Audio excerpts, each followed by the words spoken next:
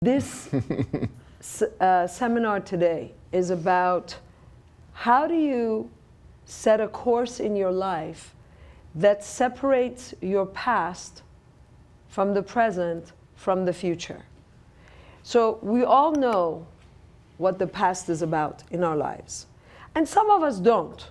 You know, I'm always amazed by, I tell people, you know, tell me about your past.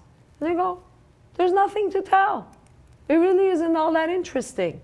That's like telling a scientist what's under the microscope is not interesting, right? Because to a scientist, whatever's under the microscope is something to explore.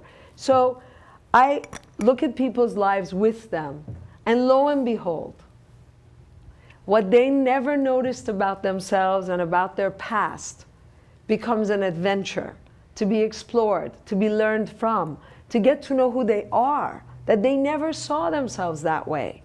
Because to the untrained eye, it just looks like a bunch of events that happened. Some good, some bad, but don't even know what I learned from it all, you know? Or whatever I learned from it, what is there to talk about, you know? And then when you ask people, you know how many times I remember when I was younger, people would ask me to tell them about myself, and I would say, well, I'm kind, I'm nice, I mean, I would rattle off a bunch of adjectives that at the moment I thought I really was, but I had never stopped to think, am I really?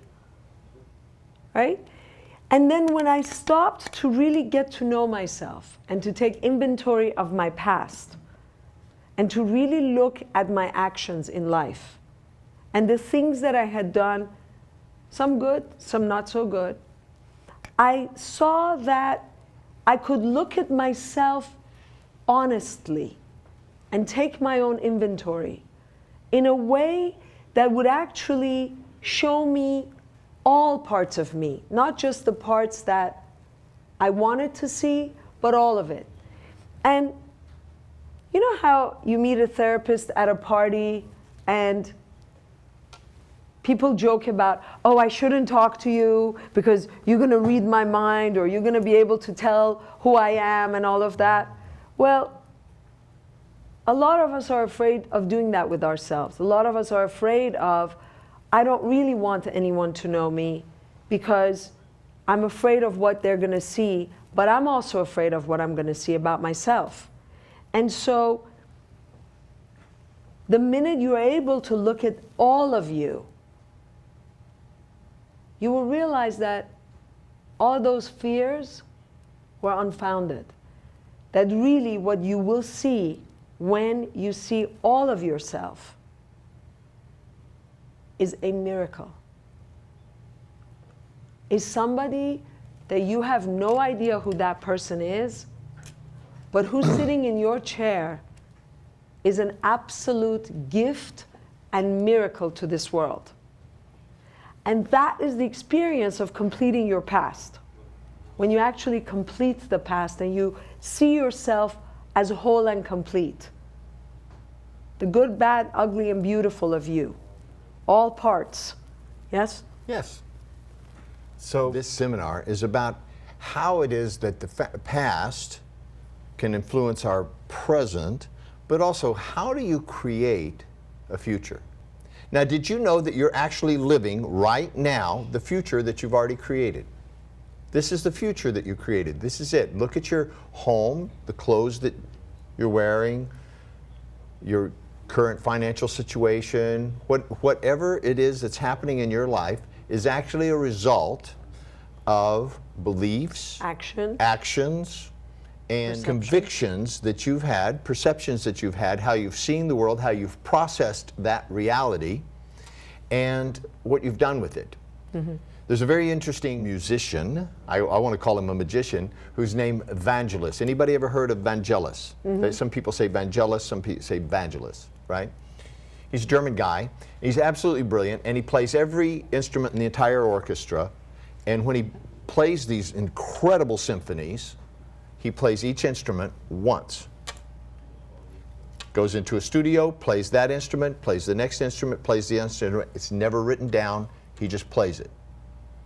Then he puts it together as a layer upon layer upon layer. It's an entire symphony with all the instruments, the drums, every instrument you can think of, one track. He lays it down and it stays down, okay? And they ask him, how do you do that? What is it that you do that doesn't have you have to do multiple tracks, how you don't write the music down or anything, okay?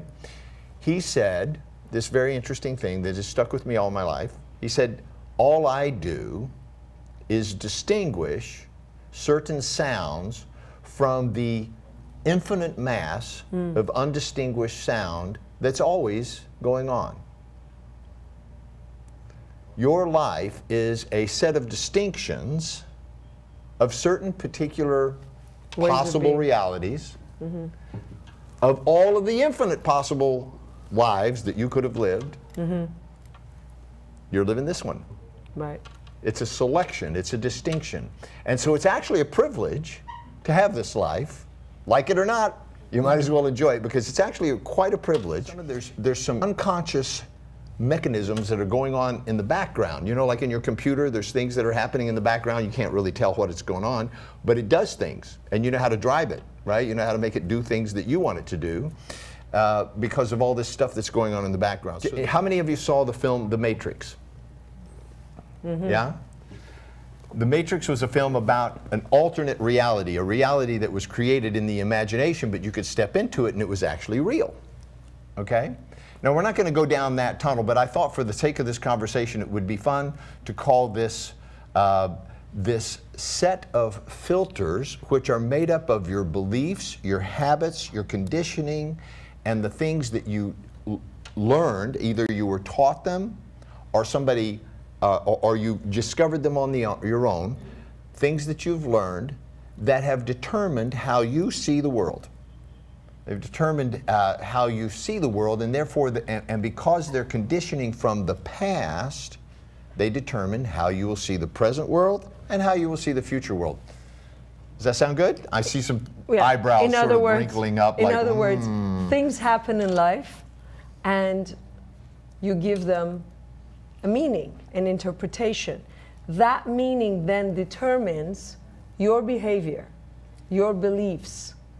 Now, to you, it doesn't look like that. To you, it looks like life happened, and as a result of life, your life is going a certain way, and that you have no control over how it's going. So this internal matrix, these filters, are designed to be invisible. They're running in the background, and about 90%, 99% really, of all of the activity that's going on that creates your world is happening unconsciously and automatically without you having to be aware of it. It's happening all the time.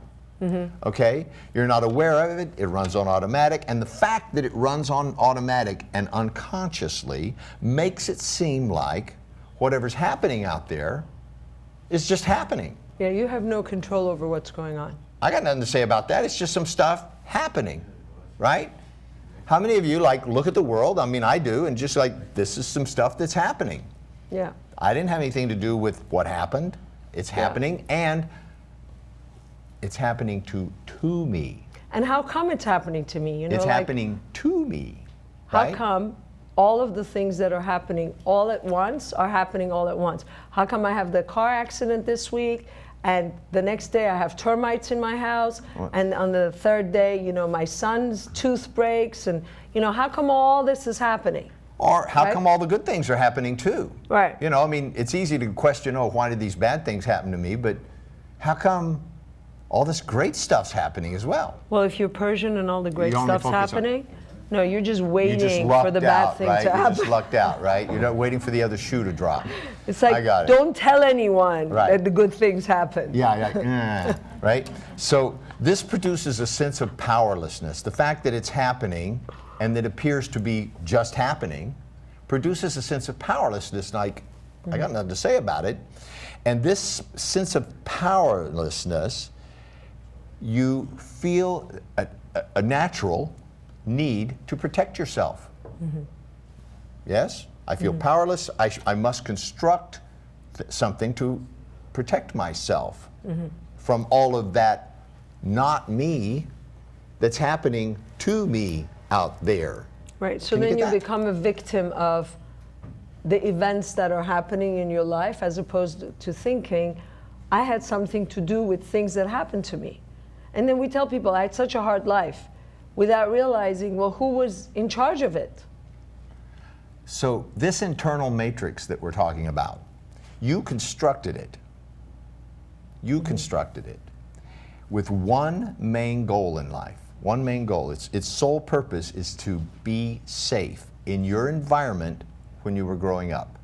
You constructed internal matrix when you were growing up to be safe in your environment. And the internal matrix already and automatically makes decisions about what you will see and what you will not see. A very simplified version of that is the glass half empty or the glass half full. To a person when the glass is half empty, it's half empty. There's no question about it, right? It's not like, oh, I'm just seeing it that way. It is that way. Is that not true? To the believer, there's no such thing as a belief. There's only the truth. Right. The belief is the truth. So you know how we always believe that if we're going to a party and they say it's 7 o'clock, what they really mean is 9, right? So then we all show up at 9 because that's what they really meant. Now, for years they could be saying 7, but what do we think? Well, everybody else comes at 9, so it must be 9, yes? So it isn't what's being said or what's really going on, it's what we've interpreted to be what needs to happen, so therefore we behave not on what the invitation says, what do we behave according to? Internal matrix. Right? This is how it is in our community. Preconditioned, so it determines what you see and don't see, what you hear and don't hear. It determines what you believe and do not believe. Somebody could tell you the world is a wonderful place and life is good, isn't it? And if your internal matrix says, no, it's a dangerous place and life sucks, and then you die, right? If that's your belief. No, that's not what we say. Oh, you don't say that? No, we say, good for you. It is not like that for me. Yeah. Yeah. I'm happy for you. Yes. Yeah. Yeah. Good, Yeah. good. I kill you later. Yeah. But it really is like, and then we also, don't we? We also have a belief like that person's showing off. Like, that's not how it really is for them. It couldn't be, right? Yeah. So this internal matrix literally determines what you can and cannot believe. You don't have anything to say about it. Right. It's automatic. It's going on all the time. You're not even required. You as a human being, your consciousness and awareness is not even required. In fact, if you brought your consciousness and awareness to it, which is what we're doing, and revealed it for what it is, its power to run your life on automatic is immediately dissolved. Right. So how come your life looks the way it looks? Is because you created a vision of how it would look, and it doesn't look to you like you did that. It looks like life did that. And that's the way it is. To keep you safe. Right. And that's the way it is, because if that's the way it is, then I know what to expect, so I'm safe. Yes?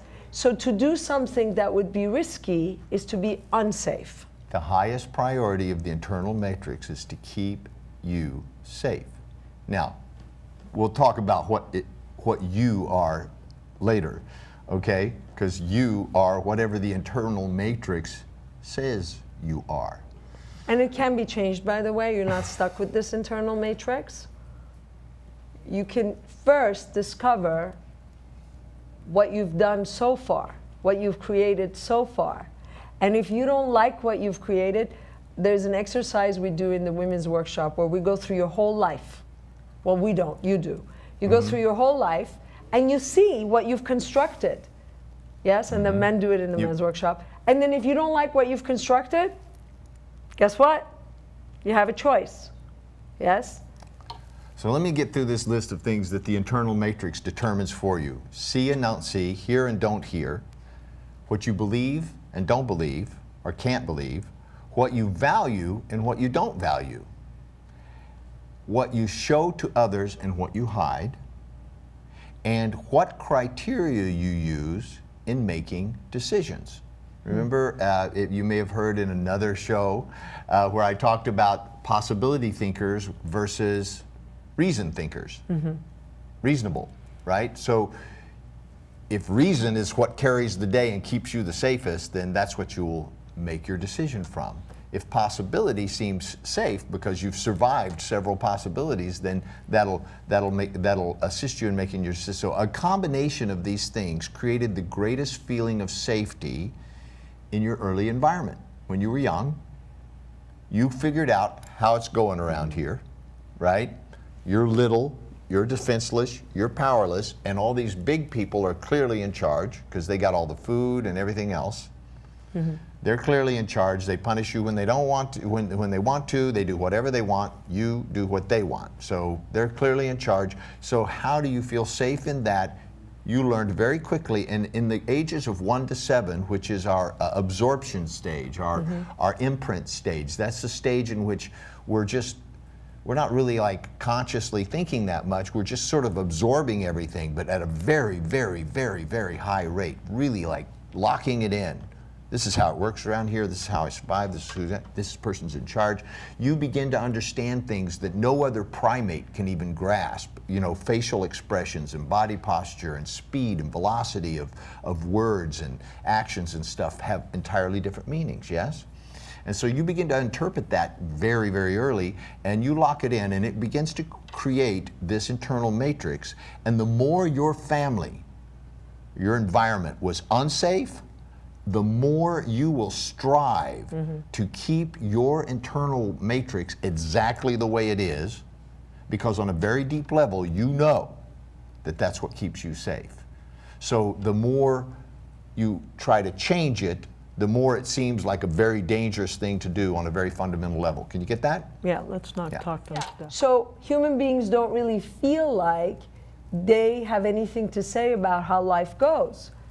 And what we're here to tell you is you actually have all the say about how life goes. And if your life isn't going the way you'd like it to go, there is a possibility to rewrite your life how you'd like it to go. And what it takes is first seeing how it's gone up to this point and completing the past and having closure with it and accepting it and forgiving yourself and others. It's a whole process that you go through, and then when that's complete, then the space becomes like a blank paper on which you can draw a life that you really want to have. Now, this isn't like The Secret. So some people are like, oh, this is just like, no, it's not. The Secret is a kindergarten version of life. You know, all you have to do is sit there and be grateful for how, for things, and then they will. It that way. Right. Yeah. Well, and then, you know, how could you just sit there and be grateful for things that are coming your way and then they come your way? In reality, you actually need to go out there and put the action into having that come your way. Well, I've never seen anybody sit and meditate and have a bag of money fall in their lap. But you'll be surprised how many people are thinking that's what's going to happen. Well, yeah, and so I think that the certain films like The Secret and so forth, while there was a lot of value in it, and got misinterpreted. A lot of people have said, oh, I see, I just have to like concentrate on what I want. I'm and doing that now all day long, all day long, all day long. It's not working, right? Because there's missing a very essential part, and that is, in psychocybernetics, they talk about the cycle, and there's a cycle of feel, think, act. Feel, think, act. Feel, think, act. Feel, think, act. Feel, think, act, right? If you just feel, think, feel, think, feel, think, feel, think, nothing gonna happen. In fact, that's good. That is a very excellent formula for depression. People who are in a deep depression, they feel, think, feel, think, feel, think, but they don't do anything about it. Well, then there's they don't take the action. Obsessive compulsive who feel, think, feel, think, feel, think. Let me go wash my hands 100 times a day and clean the house. Or let's take an action that doesn't handle what I'm thinking about. Right, because there's so much anxiety that builds up that you have to process it through some action that dispels the anxiety, right? So I want to point out a part of you that you will recognize. part of you and me, a part of each of us, something that we all share. I call it the witness, the eternal witness. I use the word eternal because it's always been there. It's always been there. The eternal witness is that part of you that just watches what is happening with curiosity and no particular agenda. Yeah, that part of you, you recognize that. There's a part of you that just is, looking at life, observing it. And the witness is that part of the higher self that many of you may be searching for. And so that may be obvious to some, but what is not so obvious is this. What you are searching for is what you're searching with. Mm-hmm. What you are searching for is what you're searching with. Now, it's so familiar to you that you can actually experience it directly, like right now. Would you like to do that? Okay? So just close your eyes for a minute. And just ask yourself this question. Who is the I?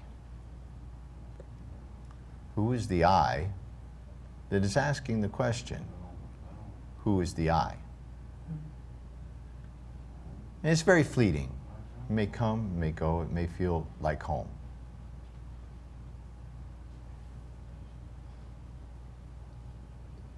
The witness is just watching what is ever going on internally and externally. And the more you watch from this place, the more you see the world through those eyes, the more things that no longer serve you will fall away. It begins to filter out all the outside stimuli and the distorted, generalized way that we see life. Go ahead and you can open your eyes now if you want, or you can just listen from the witness, right? Like, that I got me here to have this conversation. All of the experiences of my life has led to this exact precise moment where I experience myself as being the witness of my life. So there's this part of you, and then there's the other part that is the internal matrix, the already always way of looking at the world through filters.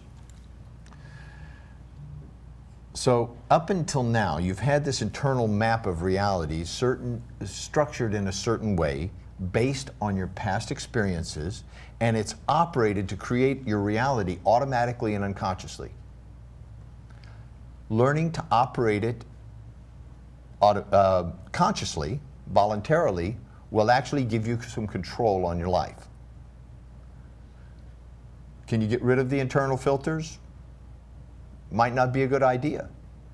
Maybe it is a good idea. Maybe not. What you can do is you can stand in your life and look at how life looks with your filters, and then look at how life, step back from it as the witness of your life, and see how's that going? How's that working?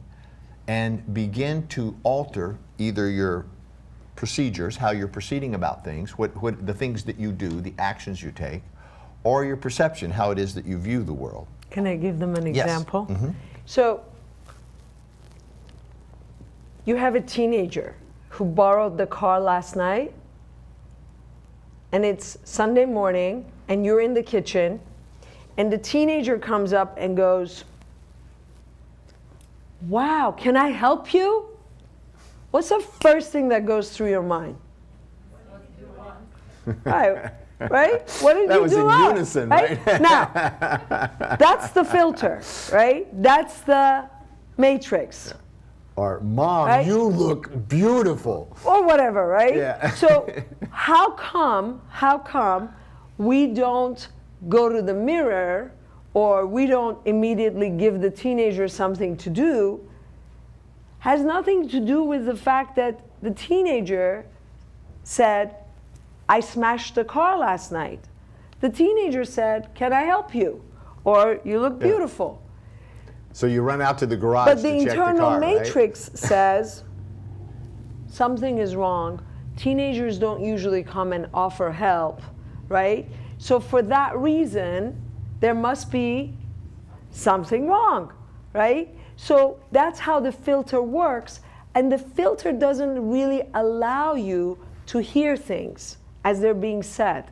The matrix doesn't let you be present, even, because it's already decided. It's trying to be a step ahead all the time, making you safe, making you safe, making you safe. So it looks at everything as a possible threat. So you're in constant defense. You're not living. You're constantly watching out so nothing goes wrong. Yeah. And that's not right? a bad thing. It's not a bad thing. It's not Well, a it's wrong got thing. them- It's a matter of got you fact, here. the reason we're here as humans is because we have this. Right. This reticular activator, this ability to, in the cortex, envision in an instant. Like so fast that that it seems like it's really a reality because you saw it just before it happened. To envision in an instant what is almost certainly about to happen, and then scan instantly through an almost infinite amount of data that you've accumulated over your lifetime that's stored in your subconscious mind out of sight so that you don't have to be bothered by it. Compare it to all past experiences that were similar to that and all past responses that were successful in keeping you safe, and instantly respond to that with the appropriate response It's like your without own you Google even system. being there. You don't even have to think about it.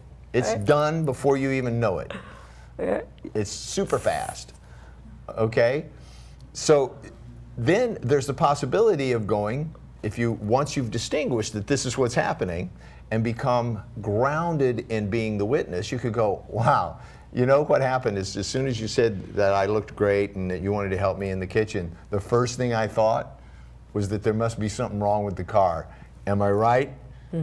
No? Yes? Okay. Right. Then you deal with reality instead of what your filter told you to deal with. Well, you can also be right? responsible. No, there's nothing wrong with the car, Mom. Right. You know? Yeah. Or, you know? Yeah, you can be responsible to what does the filter think versus what is real, right? The minute you're conscious of the internal matrix, now you have a choice. Now I can check. Is it my filter or is there something really going on? Yes? Yes. Great. And so then you filter for what's possible, right? Possibility thinkers, again, see possibility everywhere. You know, and pretty much think that everything's possible. They say, how can I do this? If they don't know actually how to do something, the assumption behind the question is that there is a way to do it. You know, that they just haven't figured it out yet. They don't have to know how to do it in order to go, okay, I can see how I can do this, even though they may not know how. Because whatever you focus on tends to get created. Focusing on possibilities and I can or how can I causes your brain to tap into both internal and external resources that you have, vast resources, that allow your brain to figure out the answer to anything you ask it. Right. It's like you have this vast tool that's available for you, and it can create fantastic things, but all we're using it for is to protect ourselves and to insulate ourselves from life. Can I give him an example? Yes. How many of you have tried to lose 5 pounds here and there? Yes? Yeah. So how come that doesn't work is this. Most people are focused on the weight and losing it.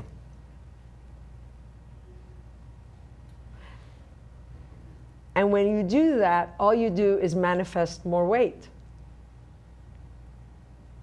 So if you'd like to lose weight, what there is to focus on is how beautiful and healthy and vibrant and gorgeous and delicious you are. So when you focus on that, that begins to manifest. How come diets don't work is people are focused on what's wrong, on being fat.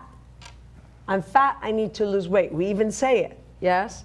So the diet that works is a diet where you are feeding yourself how beautiful, magnificent, healthy, and vital you are.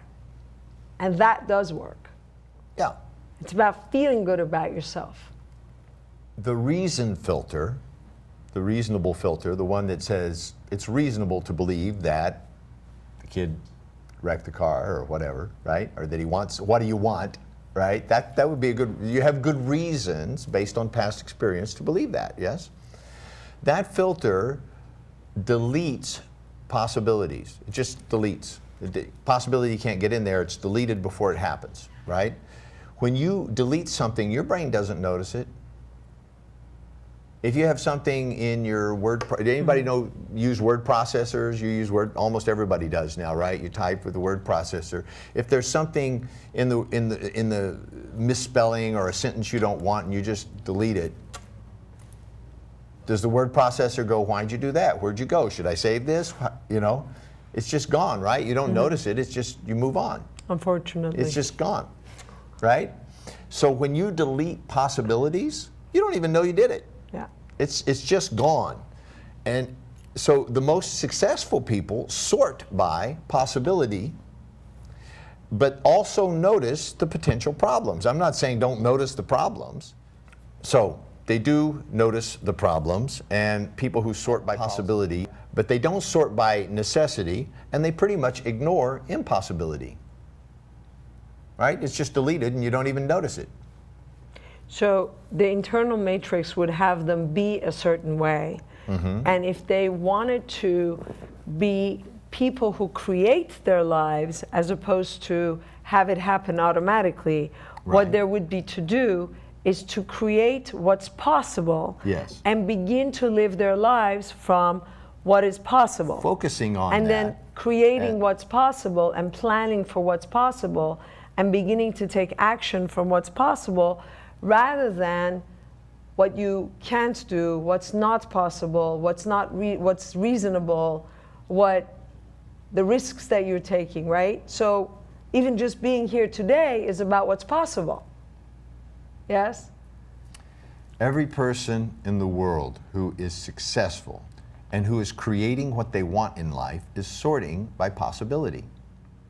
Which brings me to a story that I heard. Anybody ever heard of Jack Canfield and the Chicken Soup for the Soul books? Right. Yeah.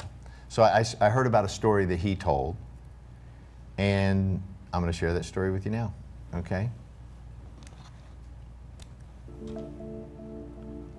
He was at the home of a wealthy individual who was hosting a fundraiser for a charity helping kids with drug problems. And some of the really big names were there, some of the elite rich people who run big corporations like Pillsbury and Firestone and Goodyear and so forth. And Jack was there to give a speech to motivate these people to contribute to this cause for the kids. And introducing Jack, the man told this story. When he was young, he was going to grade school, and there was a boy there who moved from place to place because his father was some kind of itinerant salesman, and he sold things off the back of his truck. And because of this, the boy moved from place to place and from school to school, never staying the same place for more than a few months. And they were poor. And they didn't have nice clothes, and so they were like economically below the level of the other students. So the teacher gave an assignment one day, and the assignment was for the kids to write about what they wanted to be when they grow up. This boy's dream was to raise and breed thoroughbred horses. He loved horses. So he wrote about having his own horse ranch. And he even drew a sketch of a horse and the ranch he wanted to have someday with a big main house and all the horse stables and the quarters for the hired help and the pastures and the areas where the horses go out and so forth. And he was very passionate about it, and he put a lot of work into it, and he was very proud of the paper, and he handed it in. When he got the paper back, it said F at the top. I've had teachers like that. And it said, see me after class. So he went to the teacher and he said, why did I get an F? The teacher said, I gave you an F because this is an unrealistic dream. You're poor. You live in a truck. Do you realize how much it costs to buy land in this valley? Do you realize what breeding horses cost? Do you realize what it would take to create what you've written about here? My job is to keep you from being disappointed in life. And you will be if you go after something so unrealistic. Now, go write a more realistic thing, and I'll consider changing your grade. So the boy went home and he asked his father what he should do. And his father told him that he would have to decide for himself because it was, after all, his life. But that he should be very careful because whatever he would do would probably affect the rest of his life. So the boy thought about it, and the next day he went back to the school and he went up to the teacher and he says, I'm not going to do this paper over. You can keep your F and I'll keep my dream. Now, everybody that was listening to this story at this point was very moved. And the man who was telling the story then walked over to the mantel and took a picture frame down from the wall. It was a framed copy of the paper about the dream of a horse ranch with a big red F at the top. It turned out that he was the little boy and that they were in the living room of the main house in this 204-acre horse ranch, and that this man in the previous year had made over $6 million in income. He had not been willing to accept the boundaries that somebody else thought should be placed on what was possible. He had focused his mind on what he wanted and was not willing to admit that anything was impossible. And by doing so, his mind helped him to figure out how to achieve his dream. So you can do the same thing. You can do anything. You have the same mind, and your mind has the same abilities.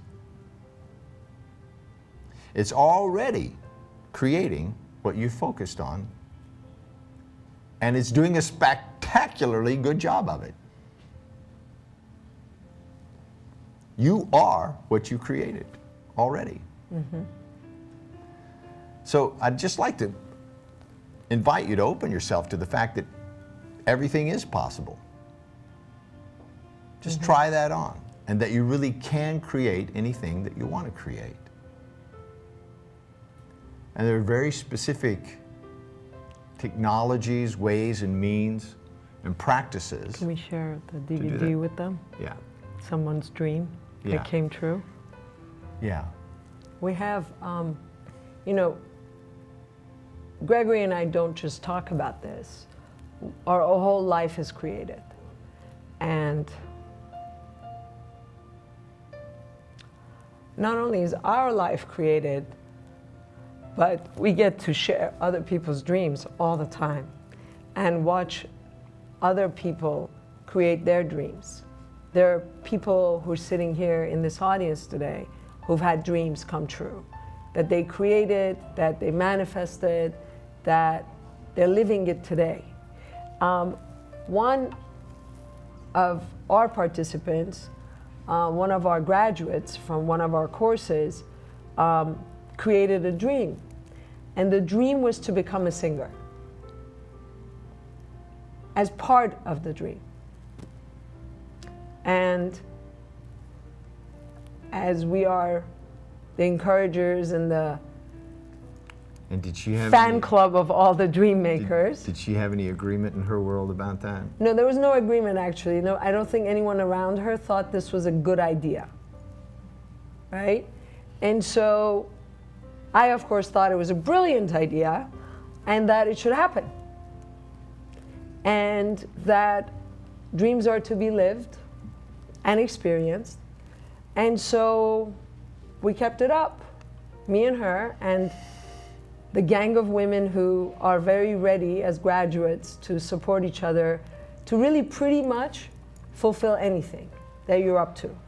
And this group of women reach as far as Iran and Australia, and they're really all over the world, and they have their own secret Facebook page, and on that page a lot of miracles get created. And would it be okay with you if we watched a DVD that is at this time on radio stations worldwide of one of those dreams coming true? Would that be okay? Yes? Yeah. Right? We can celebrate a dream right here. All yeah? right. Great. Great.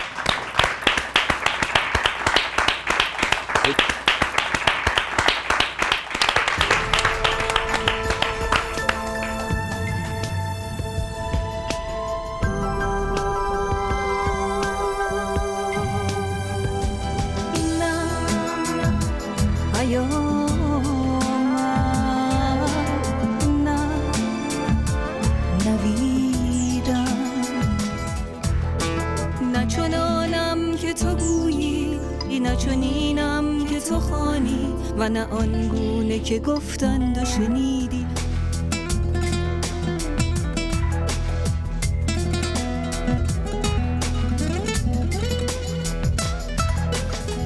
نه جهنم نه بهشتم همینه سرشتم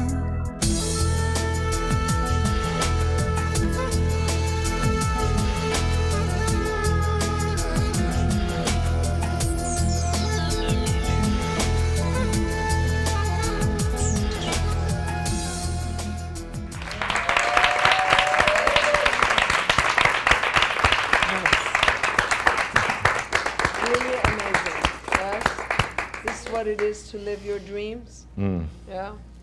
They do Really come amazing. true. What an amazing miracle to be able to have it on television today, but also to have the whole world be able to see all over the world this creation, this magnificent creation. Thank you. Thank you so much. Yes? This is a miracle. This is your result and our result of a dream that we took actions about, we drew pictures of. I have little storyboards of us speaking and doing TV shows and creating seminars and workshops and having people spread beauty and truth and goodness throughout the world. And when we see something like that that happens out of one of our workshops, this is only one of many results, but this is a really exceptional one that many. There are people in this room you may want to talk to and really get what they've accomplished in their lives, short times, you know. And we say that not so much as, I want to be really clear, this isn't about just the workshop, it's about your life. It's about anything that you do that would create that for you. We just happen to be one way, there's many out there, yes? So what there is to look for the one that works for you. This is the one that worked for Ariana here. But it could be for any of you, anything you want. Find the way to go create your lives, your futures, exactly how you want them to be, and then live it. And there's a whole life that becomes available when that becomes available. Anything that opened up from you, what did you see, what did you learn, what insights have you had? Yes, yes, please. There you go. My question is, I 100% agree with the internal dialogue and stuff like that we create our life. But as far as the things is not in our control, like I didn't choose to be born in Iran. I didn't choose the revolution. I didn't choose to be a religious minority who doesn't have any even basic rights in Iran. Yes, I went through a lot and I created the life based on not internal dialogue, based on what I wanted to create for myself, but I had a lot of blocks on my way. And what I created today is not what I really wanted. And there is a time and place for everything. So what should I do with that? When I say life happens to me, those are the things happens to me. It's not that I chose to have it. I got it. I would like for you to consider and try on, from the point of view of the witness, you did all of that. You did all of it. You chose. And even if you don't understand it, or believe it, you could act as if you and you alone are totally 100% responsible for all of it. You did it, and you had your reasons. And maybe it was absolutely perfect that it be exactly the way it was and the way it is. But everything that you just said was the Matrix. Everything that you just said was the Matrix talking. There's only one thing I will say. As long as you're not 100% responsible for it, Who is? you can't change it. Because if some other thing is doing it to you, then you have no power. The minute you say, yep, I'm responsible, that is when you have power. As long as it's some other thing that's doing it to you and you didn't choose it and I never wanted it to be this way, then you can't do anything about it. But the minute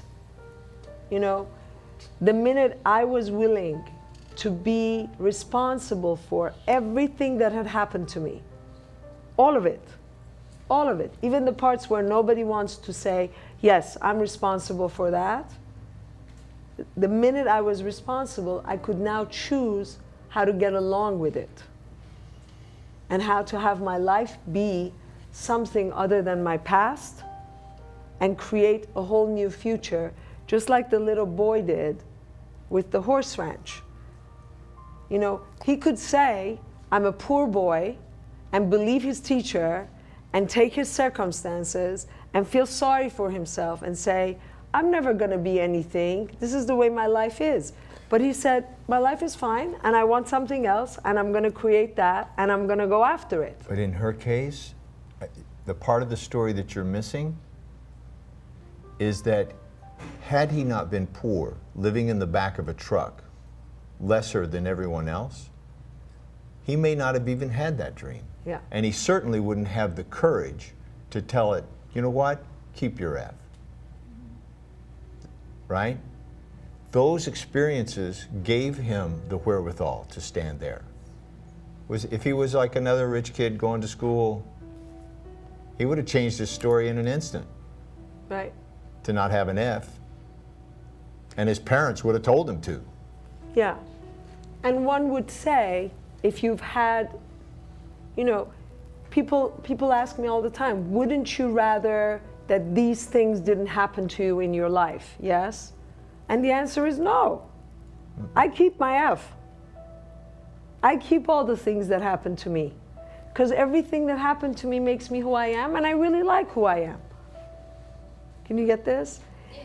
Yeah. As long as you're not fighting your life as if there's something wrong with it, the minute you say, I accept it, I love it, right? Embrace it. That's then what something embrace growth else means. begins to open up, yes? Yeah, I am happy where I am right now.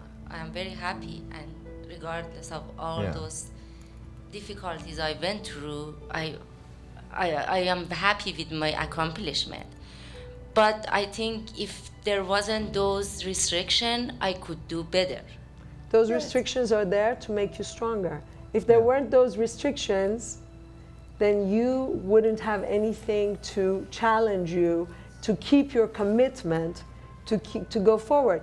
I can tell you, as I'm standing here, you have no idea how many restrictions we have to go to Dubai.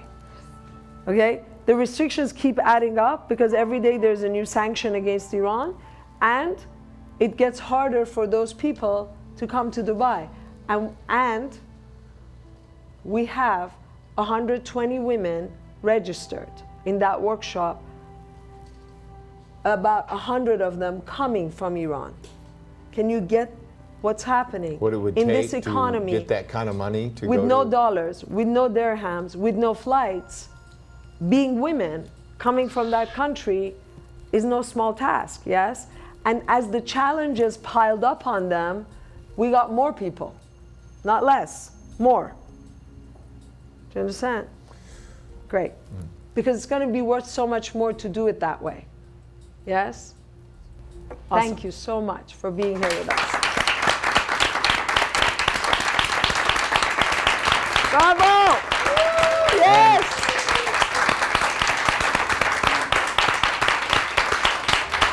Thank you. And Thank you. Thanks. in the words of Bob Dylan, I'll let you be in my dream if I can be in yours.